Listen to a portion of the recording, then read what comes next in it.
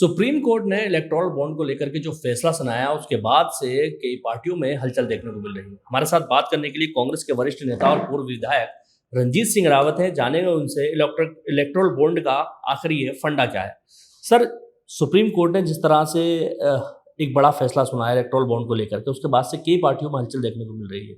तो क्या लगता है कि जो इलेक्टोरल बॉन्ड का मामला है, इस चुनाव में कुछ फर्क पड़ेगा इससे?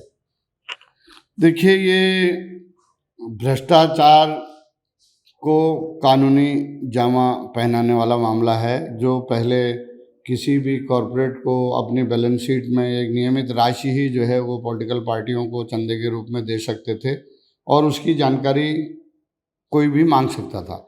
भाजपा ने ये किया कि इनकम टैक्स एक्ट में संशोधन करके इलेक्टोरल बॉन्ड लाया गया एक, जिसे सुप्रीम कोर्ट ने फर्जी करार दिया है कि वह असंवैधानिक है, इसलिए उसको निरस्त भी कर दिया है। ये भी मैं बताना चाहूँगा। तो उसको लाई कि उसमें जो भी पॉलिटिकल पार्टियों के उस इलेक्टोरल बॉन्ड को खरीदेगा उसकी कोई जानकारी किसी को नहीं दी जाएगी। यानी भ्रष्टाचार भी करो और खुल के करो, अनलिमिटेड करो और सूचना किसी को नहीं दी जाएगी। जनता का पैसा हम ले रहे हैं और जनता को हम उसकी जानकारी नहीं देंगे। सीधे और साधारण शब्दों में ये मामला है। अच्छा सर, उत्तराखंड में भी कई कंपनियों ने सरकार को दिए, इलेक्टोरल बॉन्ड के माध्यम से पैसे दिए हैं। भारतीय जनता पार्टी को 6,000 करोड़ से ज़्यादा का चंदा मिला, कांग्रेस को भी कुछ पैसे मिले हैं। तो जिस तरह से इसको सुप्रीम कोर्ट ने असंवैधानिक बताया है, चुनाव के समय पे पार्टियां जिस तरह से इस पैसे का इस्तेमाल करती हैं, क्या लगता है सर, चुनाव फेयर हो पाएंगे इनसे? देखिए, भारतीय जनता पार्टी के रहते तो चुनाव तो छोड़ दीजिए, लोकतंत्र ही नहीं रह पाएगा। जिस तरह से संवैधानिक संस्थाओं का दुरुपयोग किया जा रहा है, आप इस इलेक्टोरल बॉन्ड को देख दीजिए। जिन जिन कंपनियों ने चंदा भाजपा को दिया है उनके यहाँ पहले ईडी गया है, ईडी की रेड हुई है, उसके बाद चंदे की रकम आई है या उनको कोई काम मिला है। हमारे उत्तराखंड का एक मामला, हम जो वेबसाइट पे आधी अधूरी जानकारी डाली गई है अभी चुनाव आयोग द्वारा, उसका अध्ययन कर रहे हैं। उत्तराखंड में भी जो प्रधानमंत्री जी ने 2017 में एक योजना अनाउंस की थी ऑल वेदर रोड करके, जबकि कागज़ में या ज़मीन पे उसका नाम ऑल वेदर नहीं है, चारधाम परियोजना है जो कांग्रेस ने अनाउंस की थी।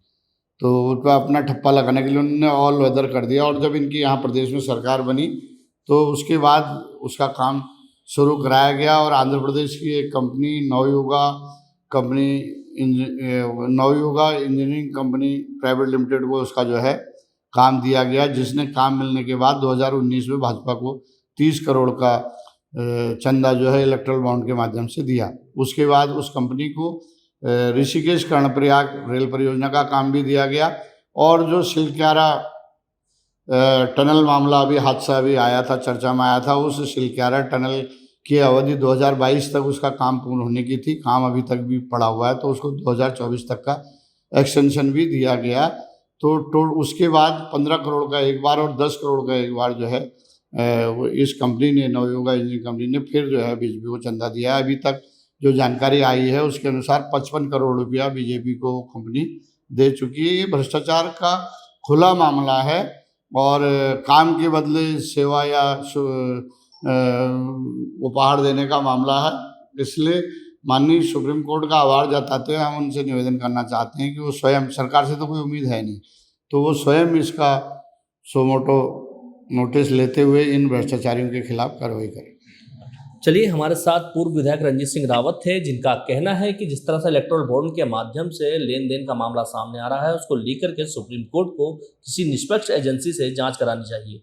लेकिन जिस तरह से चुनाव आ रहे हैं, चुनाव के समय पे इलेक्टोरल बॉन्ड को लेकर जिस तरह से भारतीय जनता पार्टी को घेरने की कोशिश कांग्रेस कर रही है, वो इस चुनाव में किस कदर कारगर साबित होगी, ये आने वाला वक्त ही बताएगा।